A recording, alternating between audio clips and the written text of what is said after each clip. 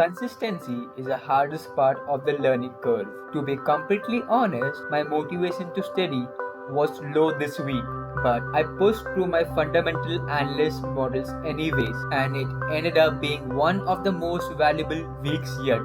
To add to that, I saved my raw, detailed study notes every single day on X, so make sure to follow me there for daily updates. But for everyone here is the weekly summary of what I learned while building my foundation for equity research. First, I had gone through Herring Prospectus, or RHP for short. A 400-page document is a lot to read, and trust me, it's filled with unwanted noises. So you have to filter for the core sections. The first thing which we have to look is for risk factors.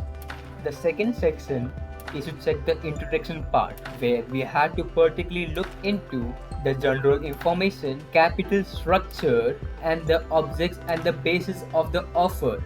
The third section is about the company, where we have to particularly look into business operation, management team, and the product line, which will help us to analyze the firm in a better way. The fourth is financials, the most important part.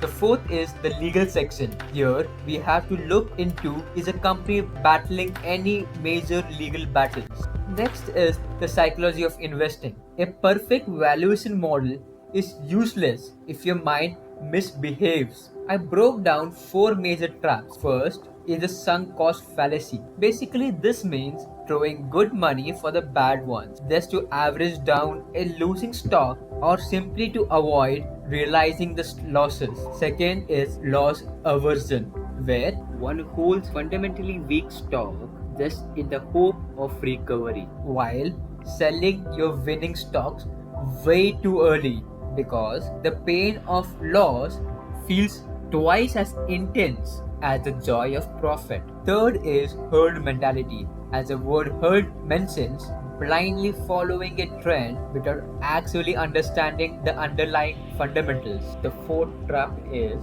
a dividend trap, where companies use massive dividend yields to distract you from the fact that they have zero actual growth left. Finally, we covered the ultimate portfolio cheat code, tax harvesting. Right now, short-term capital gains are taxed at 20%, but long-term gains are taxed at 12.5%. The catch is the first 1,25,000 of your long-term profit is completely tax-free every single year. So, if you are a small investor, you can sell your long-term holdings right before you hit that 1.25 lakh profit mark and pay zero taxes, and immediately buy them back the next financial year to reset your cost basis. It is a brilliant way to legally shield your capital. And that's all for this week. I'm documenting this entire process in public, so make sure to check the link in my bio for the daily X updates.